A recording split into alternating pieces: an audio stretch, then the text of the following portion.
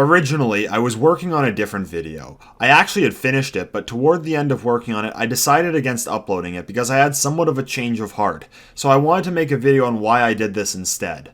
There's a dilemma that I've seen people on the right go through, and I feel as though I might have fallen into the same, so I wanted to talk about what this phenomenon is and how we should overcome it. You look at the problems facing the world and you feel as though they're insurmountable. You feel like you need to address them now or else you're not doing enough to change them. As you begin to internalize them, they begin to dominate your thoughts. You think, how do others not see the problems for what they are? Don't they realize the situation we're in? You think that you just need to show them the evidence and then they'll understand. But then you explain to them, and they still don't get it. You get blackpilled because you see nothing you can do to fix the problems facing the West today. In recent months, I found myself falling into the same trap. I felt as though I had to address the problems of mass immigration, demographics, critical theory, multiculturalism, and so on. If I wasn't offering different ways to deal with the problem, I wasn't doing enough to fix them. It instills a sense of urgency, that you have to put your every effort into solving the daunting task ahead of you. So I wanted to take a step back and address the problem of being too red-pilled and hopefully give a reason to be optimistic. When you begin to look at the wider societal problems facing the modern world, you begin to think of it on a grander scale.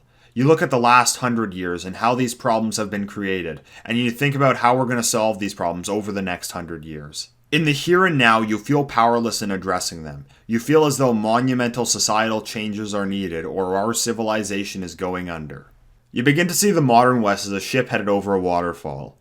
It begins to seem as if everything in the present only pushes it more towards this impending doom. This can create a sense of disconnect between you and the world as it is today. It can cause radicalization and depression, and it leads people into an unproductive mindset, that nothing can be done because the problems are so large and that everything that seems positive today is just false hope. And people that fall into this trap tend to start thinking deterministically. We can make the mistake of becoming too sure about what we think will happen in the future.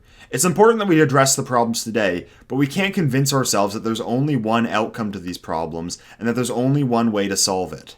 You can't get into the belief that you have a grandiose societal plan for the best way for the West to move forward because things change so rapidly.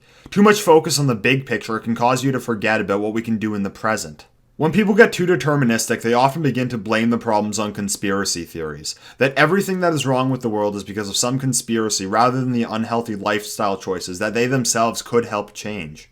They fall into the belief that if we don't deal with these conspiracies, then everything else we do to improve society is useless.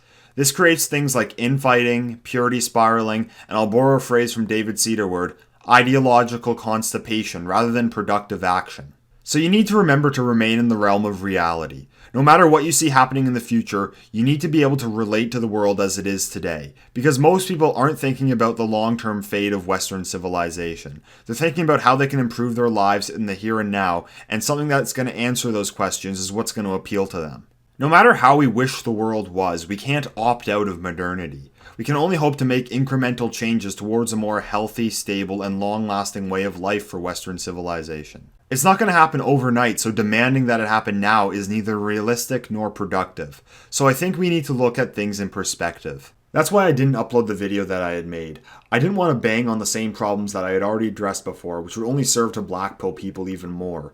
People have heard it before, so instead I wanted to say something that I think more people should hear. Going forward, I'm going to refocus my efforts on YouTube.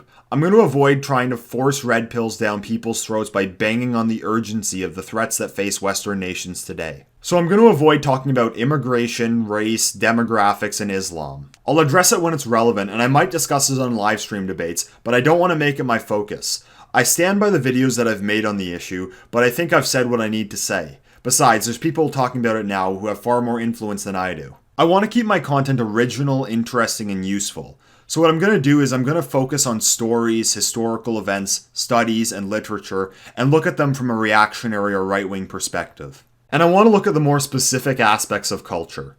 So I'll be moving away from the videos where I try to offer a solution to all the daunting issues of our time, because I think at this point most people understand the problems, but solving it is something that we can't do overnight.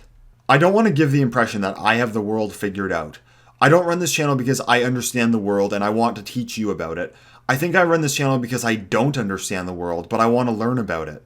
So instead of trying to ring the alarm bells that Western civilization is falling, I think there's a lot of lessons that we can learn today, and that'll help us along the way, and I'd like to contribute to that. In December, I'm coming up on finishing my first year on YouTube. My next video is going to be an analysis of Maslow's hierarchy of needs through the lens of reactionary thought. I will also be appearing on Melanie Ewell on Millennial Woe's channel in December, so stay tuned. As for the things that blackpill us today, when you look at the state of the world, it can really seem blackpilling. Like the powers that be are creating disasters that we will have to deal with in the future.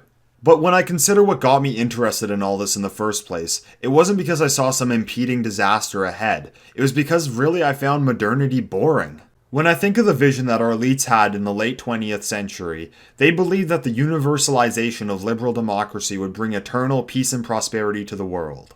That the maximization of wealth and freedom was all that we needed to solve all the world's problems. And I think that the world today is evidence that they have failed to do that. That they failed to understand human nature.